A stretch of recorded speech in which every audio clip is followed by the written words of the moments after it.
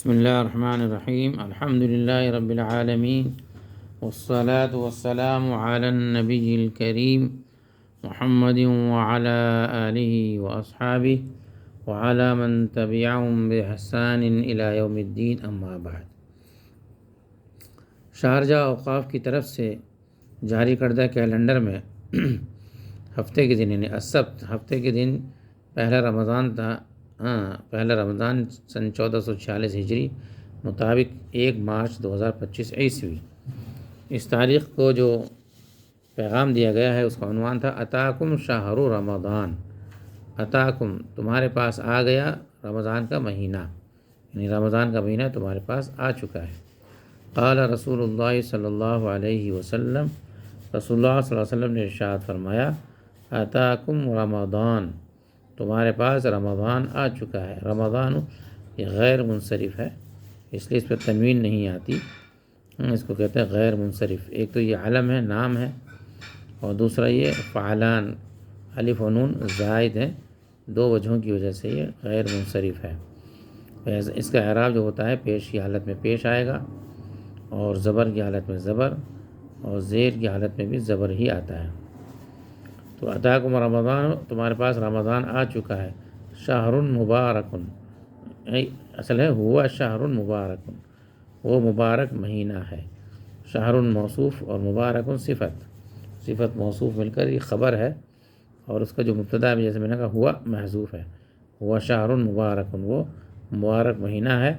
فرض اللہ عز وجل علیکم صیامہ، اللہ تعالیٰ نے تمہارے اوپر اس کے روزے فرض کیے ہیں۔ فرض فعل ماضی ہے نا، تو اس کی فرض سے فرض یفرض فرضاً، تو صیامہ صیام مصدر ہے جس کے معنی روزہ رکھنا اور روزہ، تو اللہ نے تمہارے اوپر اس کے روزے فرض قرار دیے ہیں۔ تفتح فیہ ابواب السماء، تفتح بھی پڑھا جاتا ہے اور تفتح بھی۔ تفتح تو اس میں تشدید میں مبالغہ، یعنی خوب اچھی طرح کھول دینا، کثرت سے کھول دینا، اور تفتح جو ہے نارمل ہے۔ تفتح فیہ ابواب السماء، اس میں آسمان کے دروازے کھول دیے جاتے ہیں۔ وتغلق فیہ ابواب الجحیم، اور اس میں جہنم کے دروازے بند کر دیے جاتے ہیں۔ آسمان کے جو دروازے ہیں وہ 8 ہیں، ان کی تعداد 8 ہے، جیسے کہ بعد حدیثوں میں ہے ان للجنۃ 8 ابواب، جنت کے 8 دروازے ہیں۔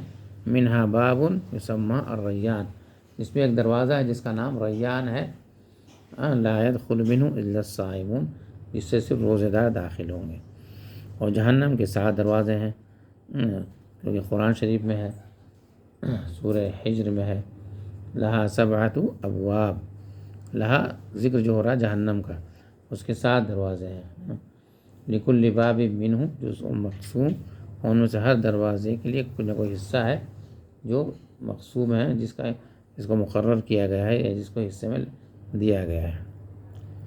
وتغل فیہ مردۃ الشیاطین، تغل غل یغل اغلالا کے معنی بیڑیاں ڈال دینا، جکڑ دینا، بیڑیاں ڈال دینا۔ اور وتغل فیہ مردۃ الشیاطین، مرد مارد کی جمع ہے جس کے معنی سرکش کے ہیں، تو تغل فیہ، اور اس میں بند کر دیے جاتے ہیں، جکڑ دیے جاتے ہیں۔ کون؟ سرکش شیاطین، جو سرکش شیاطین ہیں وہ اس میں جکڑ دیے جاتے ہیں، بند کر دیے جاتے ہیں۔ غل اسی سے اغلال، اغلال کے معنی جو طوق گلے میں، اور جعلنا فی اعناقہم اغلالا، ہم نے ان کی گردن میں طوق ڈال دی، تو اصل غل یغل کے معنی آتے ہیں طوق ڈال دینا گردنوں میں، یعنی جکڑ دینا۔ وتغل فیہ مردۃ الشیاطین، اور اس میں سرکش شیاطین کو کہ گلے میں طوق ڈال دیے جاتے ہیں، ان کو قید کر دیا جاتا ہے۔ للہ فیہ لیلۃ، اللہ کے لیے اس میں ایک رات ہے، خیر من الف شہر، جو 1000 مہینوں سے بہتر ہے، یعنی مراد ہے کہ اس رات کی عبادت 1000 مہینوں کی عبادت سے بہتر ہے، اور وہ شب قدر ہے۔ من حرم خیرہا فقد حرم، جو شخص اس کے خیر سے محروم کر دیا گیا تو یقیناً وہ محروم کر دیا گیا، یعنی اس کو حقیقی محرومیت اس کو مل گئی جو اس خیر سے محروم ہو گیا۔ یہ جو روایت رواہ النسائی، نسائی شریف میں ہے، اور یہ حدیث نمبر 2106۔ تو یہ پیغام تھا پہلے رمضان کا۔ دوسرا جو رمضان ہے الاحد، اتوار کے دن تھا، 2 رمضان سن 1446 ہجری مطابق 2 مارچ 2025 عیسوی۔ اس کا جو عنوان تھا فضل صیام رمضان و قیام رمضان، ماہ رمضان کے روزے کی فضیلت اور اس قیام کی فضیلت۔ قیام سے مراد تراویح پڑھنا، اور رات میں تہجد کی جو نماز ہے وہ بھی قیام کہلاتی ہے، اس کو بھی قیام اللیل کہتے ہیں۔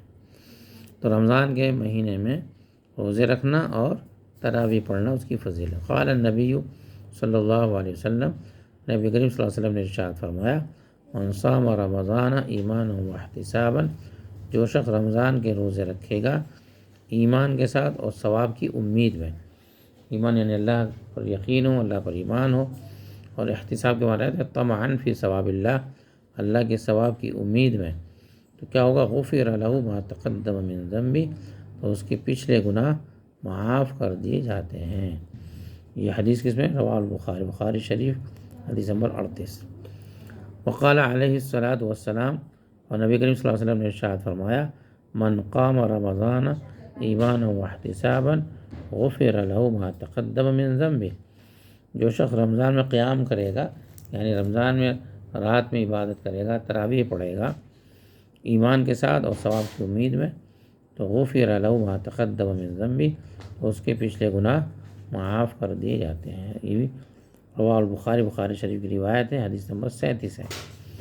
اس طرح کے جو ہے جو روایتیں ہوتی ہیں، جیسے مثال کے طور پر کہا گیا الصلوات الخمس والجمعۃ الی الجمعہ ورمضان الی رمضان والعمرۃ الی العمرہ مکفرات ما بینہن اذا اجتنبت الکبائر، او کما قال علیہ الصلوۃ والسلام، کہ 5 وقت کی جو نمازیں ہیں، اور ایک جمعہ سے دوسرے جمعہ کے درمیان، اور ایک رمضان سے دوسرے رمضان کے درمیان، اور ایک عمرے سے دوسرے عمرے کے درمیان جو گناہ ہوتے ہیں، وہ درمیان کے جو گناہ ہوتے ہیں وہ معاف ہو جاتے ہیں۔